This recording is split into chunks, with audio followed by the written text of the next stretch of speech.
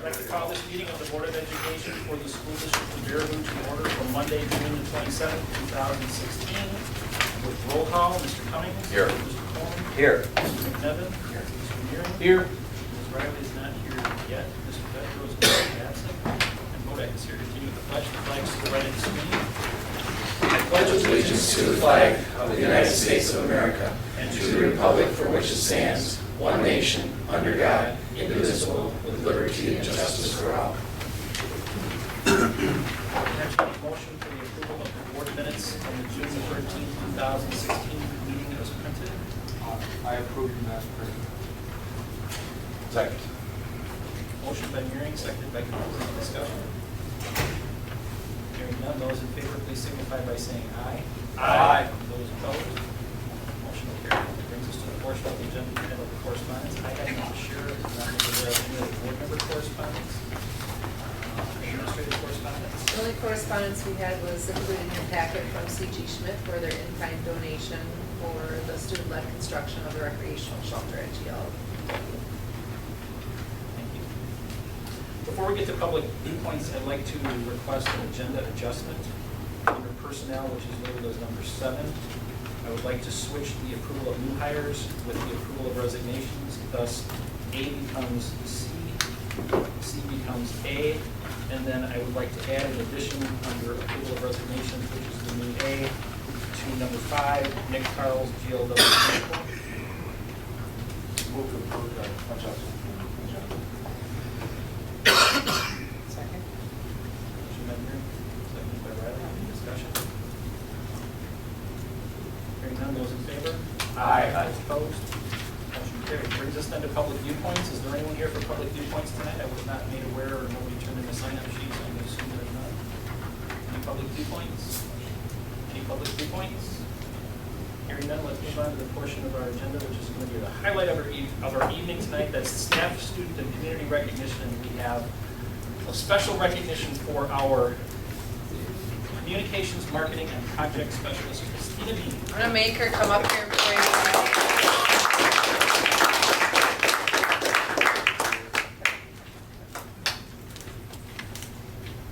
She's really reluctant about this. Don't trip, don't trip. Christina and I have talked about tonight and that we really want to recognize you for everything. We did. Yes, we did talk about it. I said you're going to come and we're going to recognize you.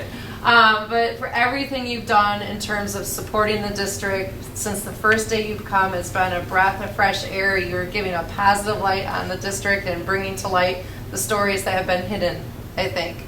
So the work with the graduation video went viral. Your blogs, the story about the autism in the pool, that was really viral. The work that you've done to support a strategic plan has really been phenomenal, and that was noted by a large group of people who were here Monday night to hear you speak about that. And she has big vision. She's revising our website with Matt this summer. And she's pushing Matt to get it done before the start of the school year. He loves that. And we're talking about a quarterly newsletter and also just the support that she's going to be giving us over the next few months with a potential referendum vote and all the communication that goes around that. I know I can't do my job without you. I'm so thankful you're here. And so we'd like to recognize you for your work for the Baraboo School District. Thank you. And we're going to ask you to give a little speech.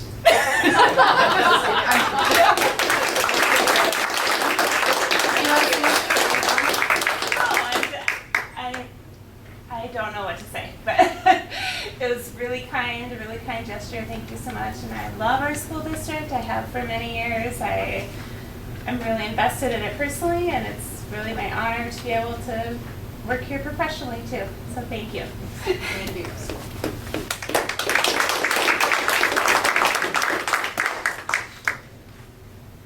Brings us then to continuous school improvement, and Dr. Olson has crew here tonight, his staff, to talk about the 2016 Summer School Academy. Good evening, everyone. Next to you should be a hard copy of what I'm going to share just for a couple minutes, and then I have Brian Ashbeck here, Emily Culbertson, and Michael Lutz who are going to share a little and show some highlights through a few videos too about the Summer Academy. As you know, going into this year, we not only changed the name of our elementary summer programming to Summer Academy, but we changed our structure too. Instead of a blended approach in the past of remedial and enrichment kind of interwoven, which was really hard to schedule, and numbers were easily imbalanced throughout, and sometimes we were high one place and really low a couple other places. We don't really have nearly as much of some of the imbalances. More importantly than that, though, we have so many kids engaged. Our enrollment's up by about 60 students. Our breakfast and lunch counts are up. Our teachers are really coming in with great ideas, getting a chance to try some new things during the summer when the stakes aren't as high as during the school year. Our students, by and large, when they're coming to Summer Academy, really want to be there. Now, there's always exceptions to that, but for the most part, our kids really are engaged, having fun, learning at the same time. I think our teachers have done a really nice job of blending math, reading, and writing right into some really fun topics. And that's not an easy balance to walk, but I think all of the teachers have done a great job. We have a nice mixture of, I think we have 4 middle school teachers working with our elementary kiddos in the summer, and the rest, of course, come from our elementary ranks across the district. Our staff survey results, I include a little bit of information there too. Staff are feeling good about this too. Tomorrow we're going to debrief and talk about next year already. Mr. Carls is going to join us for that discussion too. We only have received 11 surveys back. It says 3 on your sheet, but that's been updated since to 11 now. 11 is just a small group of parents, but everything we've gotten back so far has been really positive from our parents. So there's more information online that I shared with you that's linked in the document that gives you more information about each of the courses that were offered. Also, you can get a feel for the newsletter and some of the information we've shared with parents. We have another newsletter going out to talk about student progress at the end of this week. Our last day is this Friday, July 1st. And you can get a feel for, who's teaching what and some of those topics and course descriptions. If it's okay, maybe we can hold on to questions until our teachers present. Is that all right? Okay. Mr. Lutz, you want to take it away?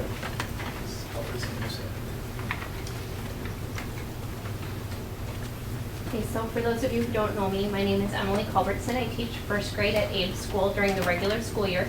Had the wonderful opportunity to pilot and team teach with Michael Lutz again. We're working on a lot of the ideas from the book Blended that came from our personalized learning committee. So we're really excited to be again trying to implement some of these things into our 3 classes. Our first class is a STEM class focusing on science, technology, and engineering challenges, trying to build critical thinking, problem-solving skills with kids. You'll get a chance to see some of what they're doing. Our second class is a games class, because what do kindergarten and first graders like more than to play games? But they're all learning-based games focusing on key math and reading skills. And our third class was really fun for me because I love books. It was an Eric Carle author study, so we got to write our own books, hear a lot of Eric Carle books, hear a story time from the public library with some more obscure Eric Carle books that kids haven't heard. They got to do a lot of reading. They got to learn to paint and make collage in Eric Carle style, so a lot of good things. In our first session, STEM, kids worked on both the Chromebooks and the iPads to do early coding.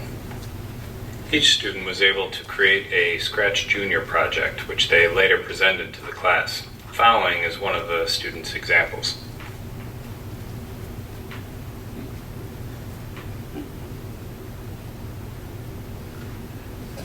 The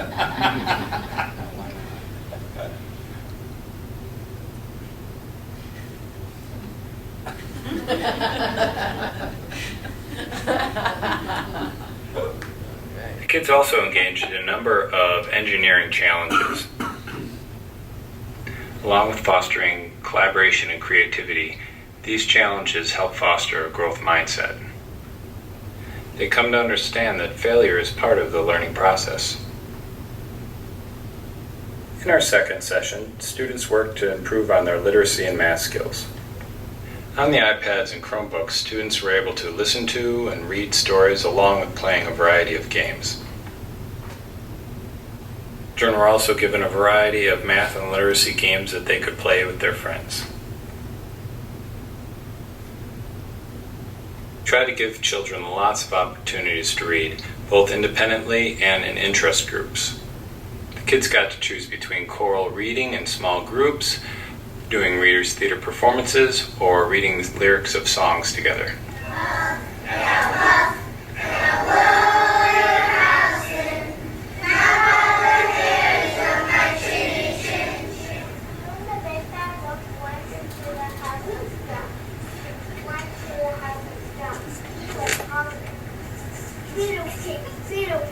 Let me in. But here's a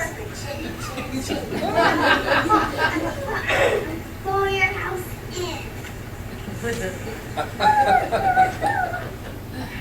Every Thursday, every student in summer school was able to pick out their own book to bring home and keep. We were also fortunate to be part of this program. Thank you, Jory Ruff, for putting it together. Our third session was an Eric Carle author study. We enjoyed listening to his stories, learning how to paint and make collages in his style, and even tried writing some of our own stories. Single it was fun for him.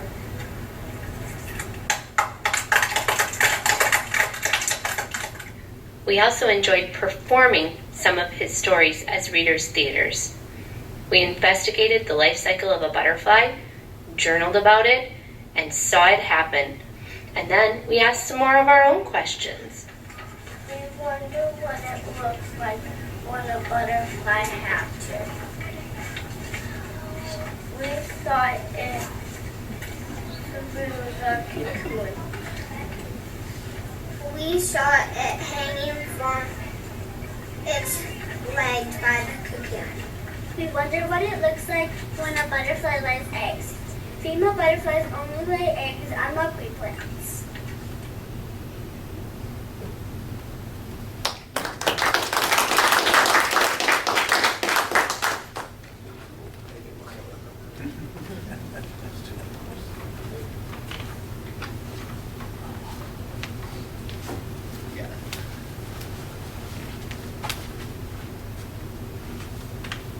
All right, I'm Brian Ashbeck. I taught not a K1, but a 4 or 5 class this year. It's called Challenge Yourself.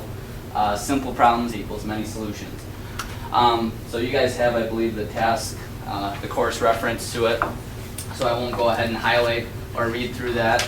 But a lot of the things that we focused on basically, obviously, was the challenge portion of it. So the first 15 minutes of every class, 15 to 20, depending on what activity we did, focused on kids either being in groups, completing tasks together independently, depending on what we did. I just got done adding on some new countertops in my house, so I had cardboard galore this year. So we did basically everything with cardboard that you could think of to help build certain things. One of the highlights that they're probably most proud of was building a rope bridge out of yarn, and then taking class sets of texts from around the room, which led to discussions on different types of bridges and suspensions and different levers and pulleys that we can use to help modify and extend. So the whole challenge activity portion of it, first 15 to 20 minutes, is all about how we do something the first time. Again, just like they're doing K1, which is awesome to see it, and how we can improve upon it, go see someone else's idea, bring that idea back, build upon it, and it's really powerful. The second thing we did was a Genius Hour right away to start. A Genius Hour basically allows students to explore their own passion, and I like to start with this just because, one, all these 4th, 5th graders are mainly new to me, and it gets me interested and engaged into who they are and what they're doing, and seeing those passions come out right away. You'll see an example for any of you guys know what a TARDIS is. From the Doctor Who saga, you'll see one of those that was, it's a 5-foot tall structure that you'll see here in the video. I'll get to the Google Forms and Google examples in a little bit, as well as the coding, and we use not the Scratch Junior app, but just the Scratch app with our kids in the Chromebook. So a lot of what they're doing, I just found out now that I'm doing as well, just a couple levels up. So I've got a short little slideshow here. It's just about 11 or 12 pictures. I think it's only a minute long.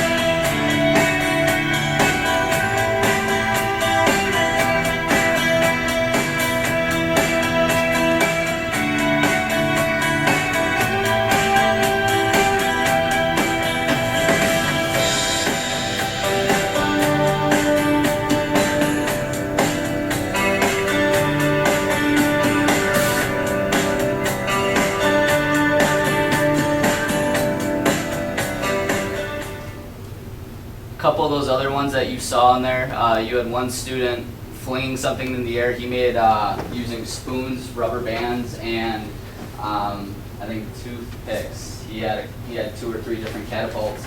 2 were really good, one he didn't like so much.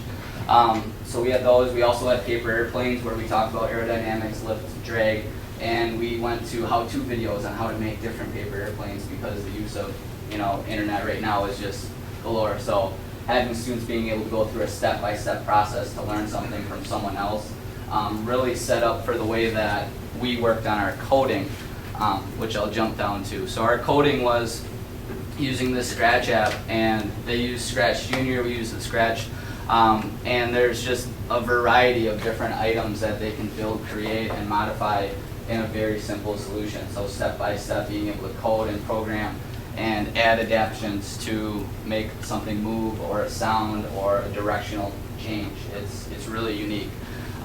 So this is kind of what their coding looks like, and they get a final result, which very much so what you saw earlier.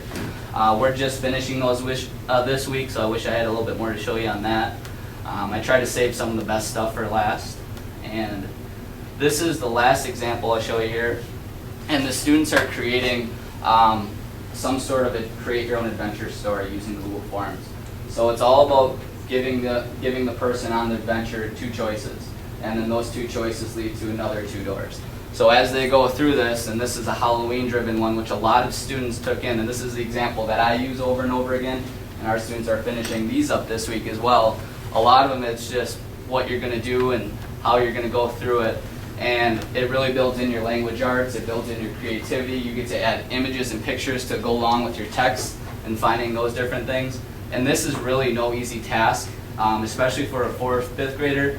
I had students this year go through it, and they did it 6th grade wise, and it was a challenge. But every single one of them thus far has had a Google form created, and it gets out to you earn a puppy or a cat. Not a live one, not a live one. So they're all making their own individual story, and how this one starts out is very much so based on organization. And we got into Google Form basics, but they have to go through and complete this graphic organizer before they proceed on. And if this isn't done, a lot of times they really learn that it's a struggle. So overall, I really think the challenge that 4th and 5th graders, they're doing a lot of things that I put in place for a few different ones this year in 6th grade. And like I said, I'm really happy with the way that they challenge themselves, and they seem to be looking forward to coming to it every day. So that's quite honestly the main thing. That's what all I have. Thanks, guys.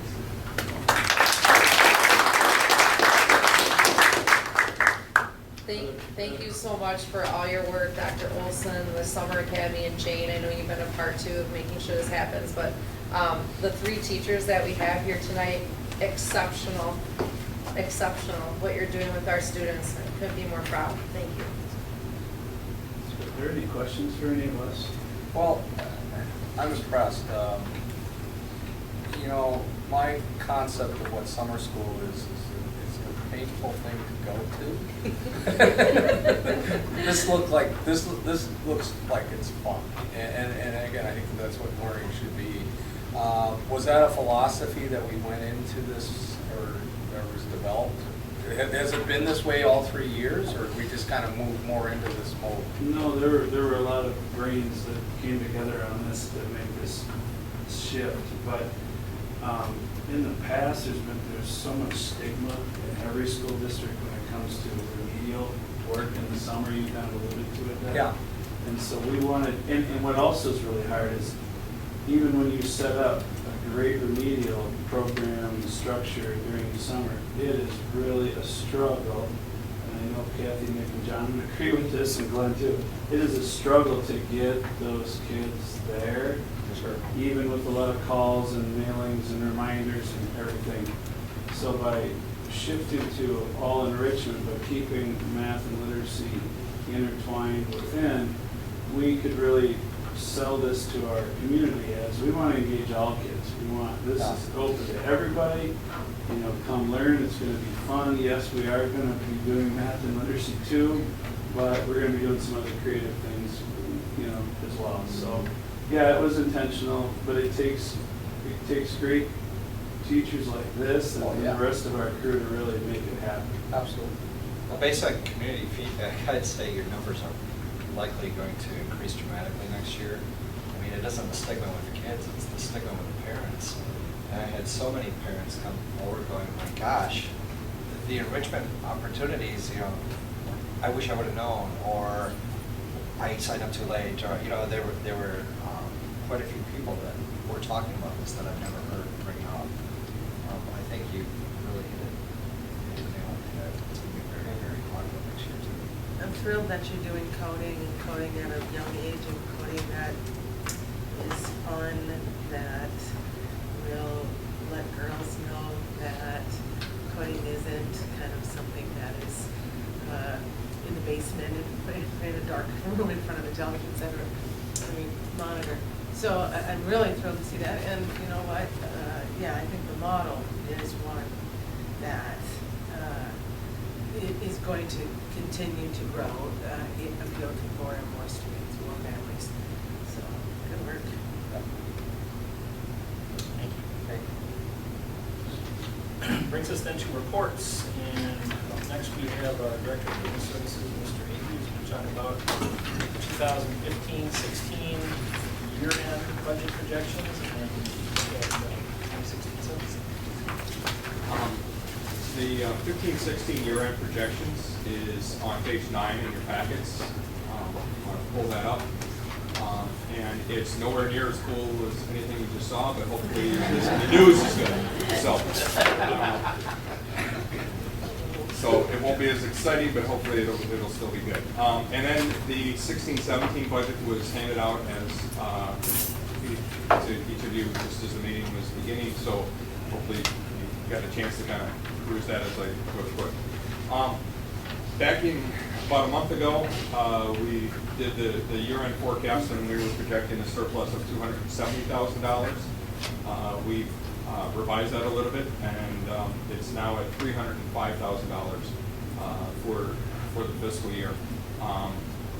We think we've accounted for just about every outstanding activity, including summer school, our OPEB liability payments, grants that are outstanding, grant claims to be made, and all of summer payrolls for staff. So we feel pretty good about this number. It'll be interesting to see, where it comes in when the auditors are here later in the summer. It's basically a $425,000 swing from the budget to the projected actual. There are just a few highlights there that account for the numbers. I mean, there's lots of variances. I mean, we're talking about 4,000 lines of account codes, but there are a handful that really stand out. On the revenue side, open enrollment revenues is $122,000 below what was budgeted, and I think that was because we probably budgeted for a larger number of students who were signed up for the program but may not have participated. So those numbers came in lower, and so the revenues are down. On the flip side, the number of students going out is also lower, and our budget we're going to be well below budget on that as well. In fact, the two combined is almost a wash. Revenues is down 120,000, expenditures is down 100,000. The other big components are all in purchase services on the bottom half of the table. And they come down to three things, which is utilities costs are well under, thanks to a relatively mild winter again. Fuel costs. The district pays for the fuel for the contractors' buses, and with fuel costs hovering down in the low $2 range, that's well under budget. And the third is that the transportation contract with the restructuring routes is lower, and consequently, purchase services is almost $500,000 lower. So, all in all, I think we're doing really well this year, and then because we are butting up against the end of the fiscal year, all of the surplus that we have at the end of the year will go into fund balance, and we'll have an opportunity to, once we know what the final number is, for the board to designate if it wants it all to go into a designated account for cash flow purposes, or if it wants to specifically set aside parts of any surplus for any particular projects that it has. And this surplus does include also factoring in the fact that we reported last month purchasing 2 vans, making an investment in our financial software system to make an upgrade on a module that we didn't have yet, as well as pre-purchasing, not all of them, but several of the Chromebooks for the middle school as we roll out one of them. So, or price, sorry. Any questions on 15-16 year end? Yeah, I'm just looking at the year-to-date and looking at revenues. What is other Wisconsin school district? That's open enrollment tuition. That's the open enrollment. Yeah. So that number will change. That will. That number comes to us as it's netted out of our June state aid payment, and then we have to go in and make a journal entry into the ledger to move it around, to true it up to how it actually should be. So what happened is that all of the revenues were entered as state aid revenues, so we have to adjust it and account for open enrollment tuitions out, and once that's trued up, that number will go back up to where it should be. Yeah, on revenues, yeah, that's good. It's like the year-to-date on multiple sources. Or do we feel like we're going to be higher or lower than? We're actually going to come in above our budgeted. The reason for the gap there is we receive about a third of our, just over a third of our tax payments in August from the county. Sure. And so those have not been recorded yet. We'll record those on June 30th as taxes receivable. We'll recognize the revenue on June 30th, and that will then bring those numbers up to true. Okay, because like the state sources are down, we're not going to get any more. There's a little bit of state money yet to claim. There's a delayed state aid payment from the July delayed state aid payment. That's going to be a couple of $100,000. So that hasn't been entered in the books. Again, that will be recorded on June 30th as a receivable and tied to this year's revenues. Okay. All right. Thank you. So that actually leads us right into the 16-17 budget, since those numbers are off of that report. The 16-17 budget is similar to what we have been discussing in the past. Last month we had a projected deficit of about $170,000. At this time, we're projecting the deficit at about just under $120,000. And ironically, I just noticed that it's $28 off of what this year's budgeted deficit is. So, sure. I expect that number will come down. This number includes whenever we have a retirement or a resignation. We are budgeting for higher than the starting salary. We are also budgeting for all new employees to be taking the family health and dental plans. As new people are onboarded, we adjust those numbers to what their actual salary is, and once we get them on board and through the hiring process and get them signed up for insurance, we'll adjust those numbers. So we've got a fair number, at least a half a dozen of new hires who are already been approved or are being approved tonight, who are at the beginning of the salary schedule, which leads me to believe that many of them are going to be opting for single or opting out of insurance rather than taking the family plan. So every time somebody takes a single plan instead of a family plan, that'll be a $10,000 savings that will then whittle away at that $120,000 deficit. So it's, things are pretty much online with where we expected them to be at this point. The biggest variable is going to be, as people get hired and what, where they get hired at in salary and what sort of benefits they take. And then the other piece is going to be what happens in September on the 16th when we have our official enrollment count. Sure.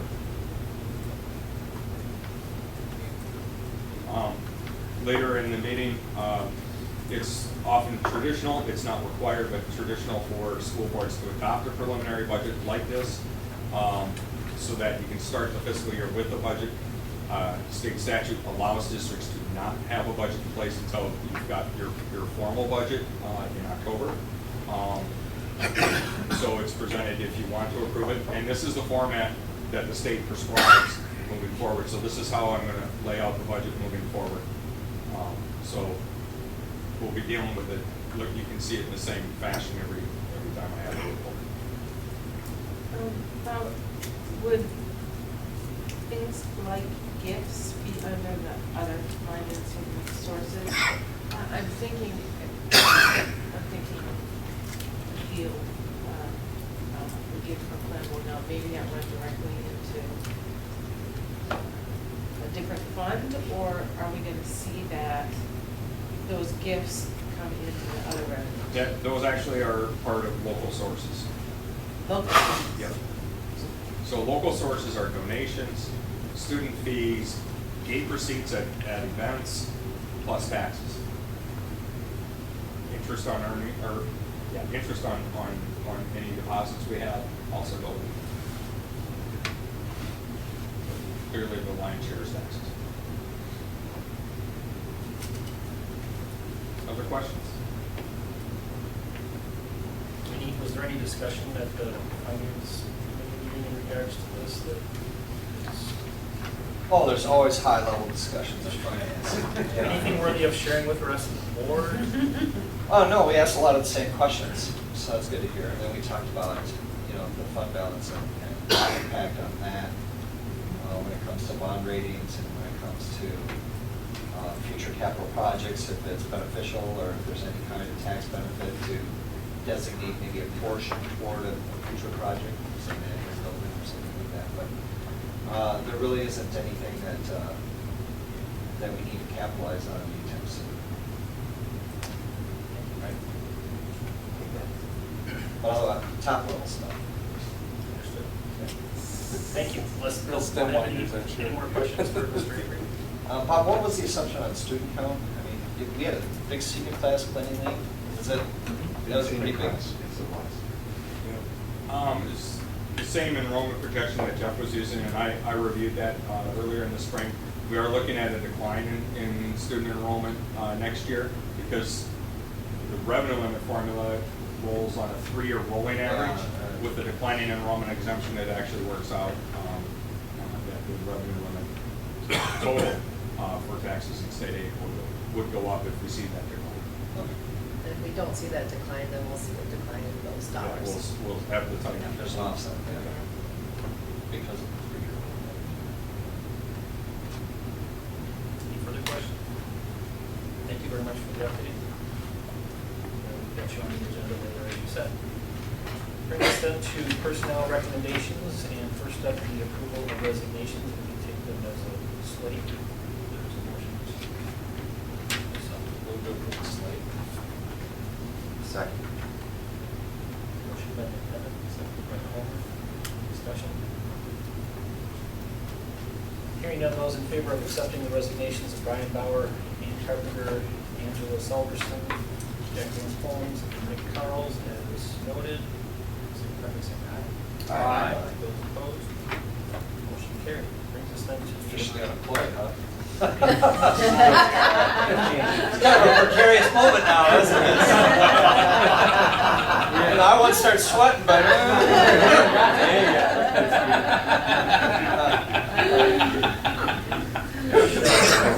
sorry, just too much fun.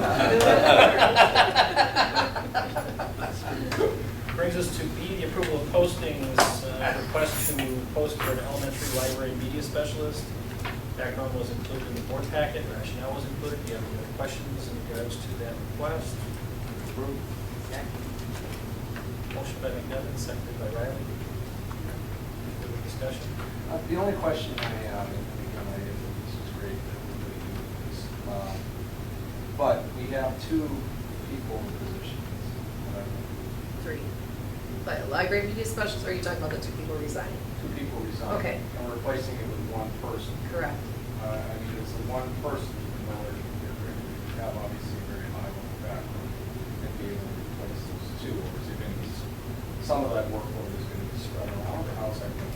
Some of the work will be spread around, like with that one person replacing two, you know, that one person would be, I hate to use the word covering because it's not covering, but in terms of time, they'll be able to provide that time of instructional service that Sure.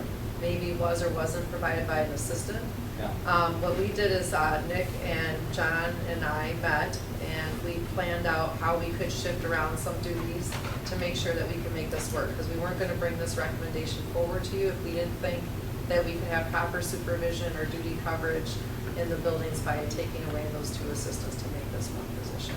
And in the end, we feel that this gives a lot more opportunity for us to move forward with our priorities, that we were able to make a plan. And Karen came in and met with us along with Lawrence, and we talked about what the impact would be for them. And as a team, we decided it's worth going to see if we can get a highly qualified individual.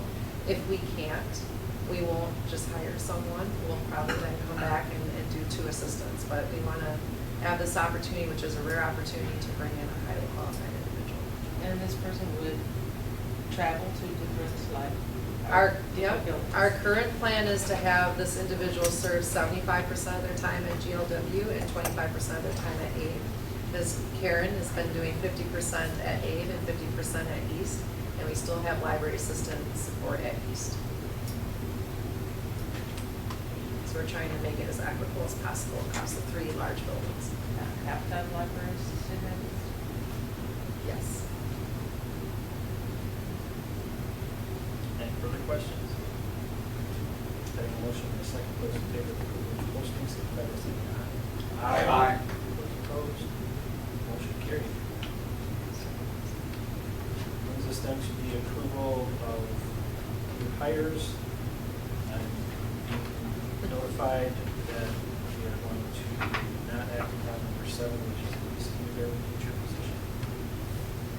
So if you would scratch that from your list at this point, so we have 1 through 6, 8, 9, and 10 to act upon. I would need a motion for the approval of the new hires as listed. I move to approve the new hires as listed. Except for some. I'll second it. Mr. Holman, will you second? No. Okay. Having a motion and a second, any further discussion or any discussion? Well, I don't think, Nick doesn't really have to sweat.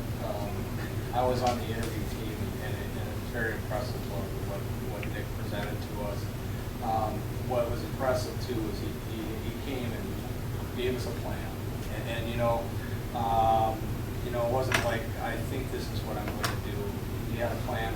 This is what I'm going to do, and so I really believe that he's going to address and work with all of our schools. And again, continue to put us on the upward trajectory that we're on. So I'm looking forward to Nick and the others that we will to continue to support our students. Any further discussion? Hearing none, those in favor signify by saying aye. Aye. Those opposed, motion carried.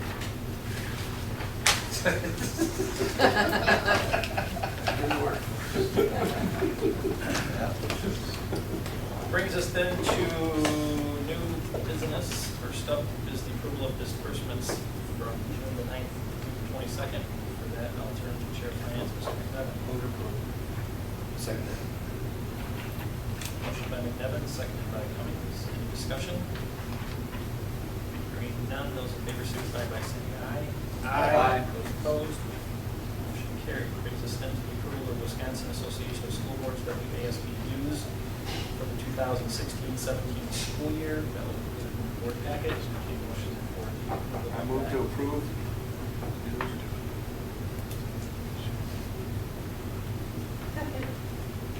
Motion by Green, seconded by Riley. Any discussion? Hearing none, those in favor, please signify by saying aye. Aye. Those opposed, motion carried. Brings us then to the approval of the Fairview High School administrative assistants. This is a topic that, let's get going. Sorry. Brings us then to the approval of the 2016 academic co-curricular compensation. This is a topic that came from the Personnel Committee. The Personnel Committee's recommendation was to present to the full board for approval. Background was included in your board packet. I would entertain a motion to that effect. Approve. Second. Motion by Emily, seconded by Lou. Discussion? Hearing none, those in favor, please signify by saying aye. Aye. Those opposed? And now, E, the approval of the Middleborough High School Administrative Assistant recommendation. Again, this came from personnel. There was some detailed discussion at personnel, and at the end of the day, the recommendation was to present to the board for approval. So moved. Motion by Nevin, seconded by Riley. Any discussion? Hearing none, those in favor, please, those are I'm sorry. None. Hearing none, those in favor, please signify by saying aye. Aye. Those opposed? Motion carried. Brings us then to the approval of the handbook language edition, which includes coursework requiring specialized training. This again was from the Personnel Committee. If there's anybody that has any questions, we can make a motion and discuss. Otherwise, I would take a motion to approve. So moved. I will second. Motion by Kevin, seconded by Mary. Any discussion? Hearing none, those in favor signify by saying aye. Aye. Those opposed? Motion carried. Brings us to F. Second. Motion by Devin, seconded by Cummings. Any discussion? Hearing none, those in favor signify by saying aye. Aye. Those opposed? Motion carried. Brings us then to G, discussion and possible action on the annual meeting date. This was background provided by Mr. Avery in your board packet. October 10th.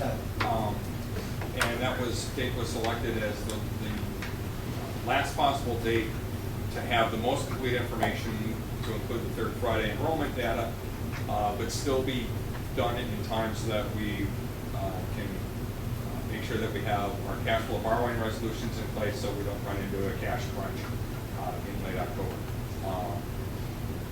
Any date before that could work just as well. The board is going to have to amend the budget October 24th anyway, after the state aid allocation has been announced.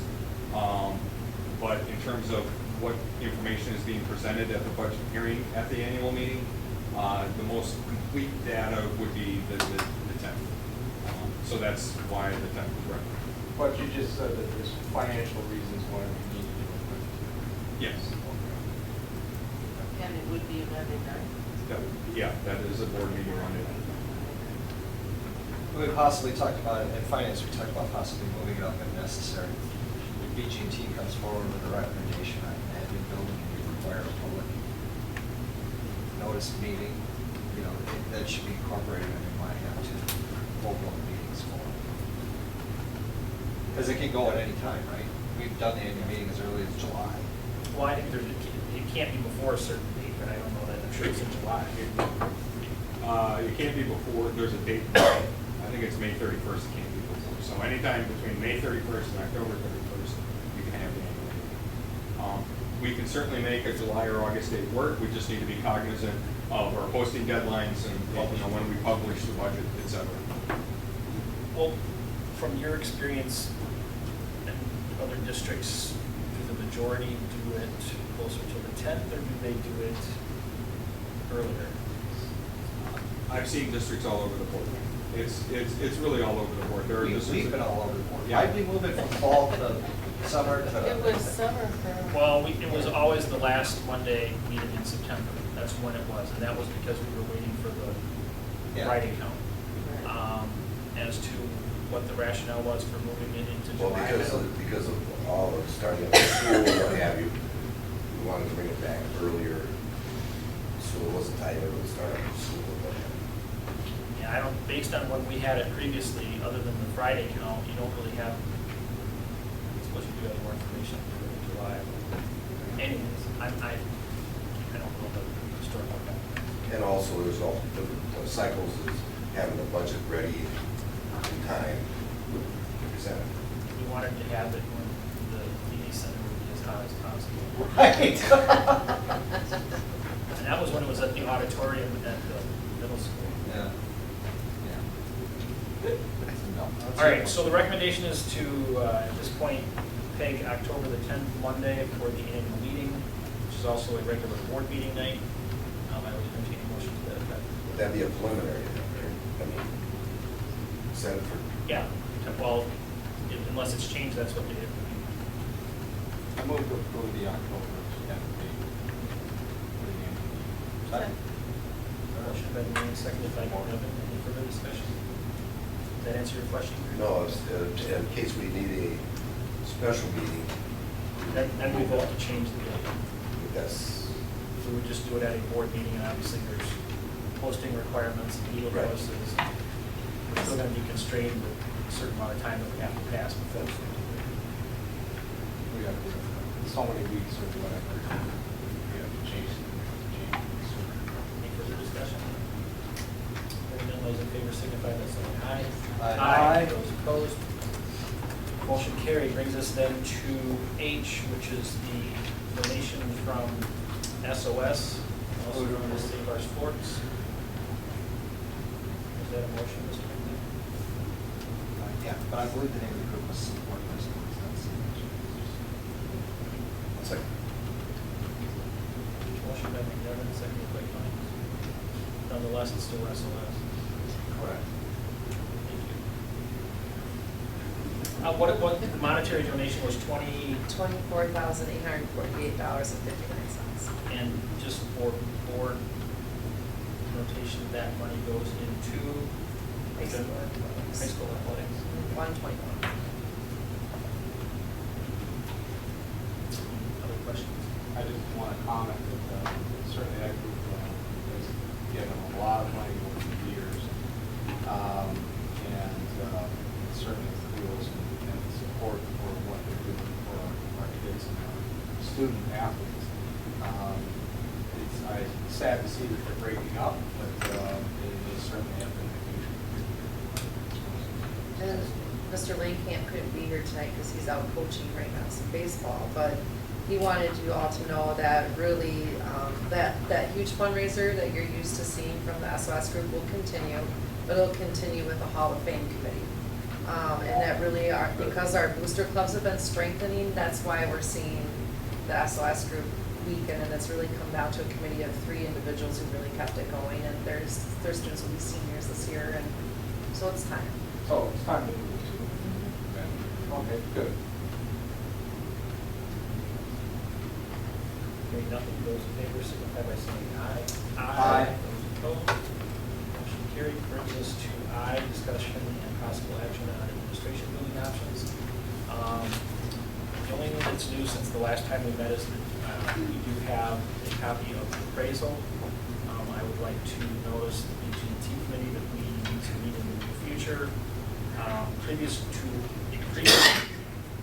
July 11th. July 11th. Previous to the committee meeting, there have been a couple of interesting potential opportunities to move the project forward, not picking a particular building.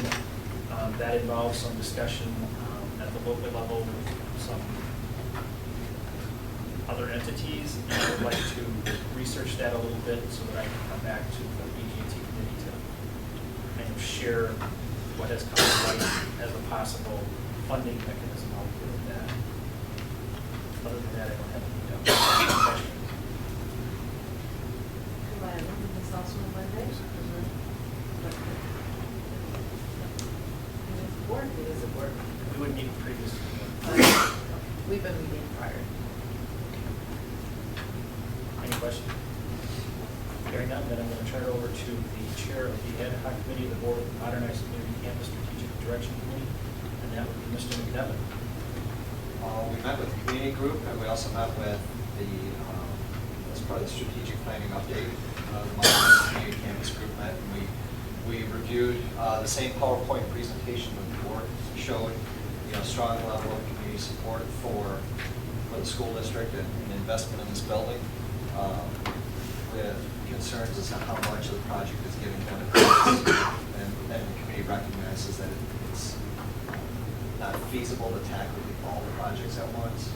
And, are recommending, we're going to be meeting as the ad hoc committee board tomorrow to refine those options and bring it back.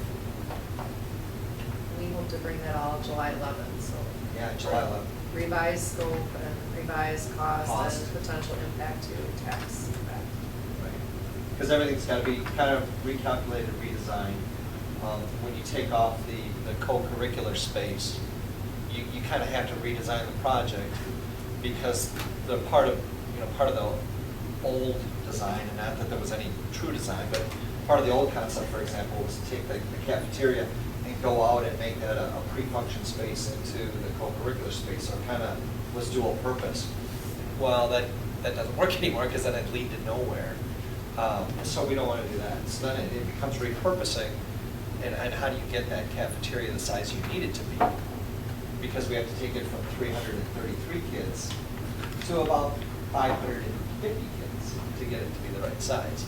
So that kind of looks at where do you put that, how do you do it with the least amount of interruption to the existing structure. So we'll have answers. Yes. We'll be back, as always. Any other board members have questions? There's nothing else on our agenda, so I guess I can. I will so move. Second. Getting a motion in a second, those in favor signify by saying aye. Aye. Those opposed?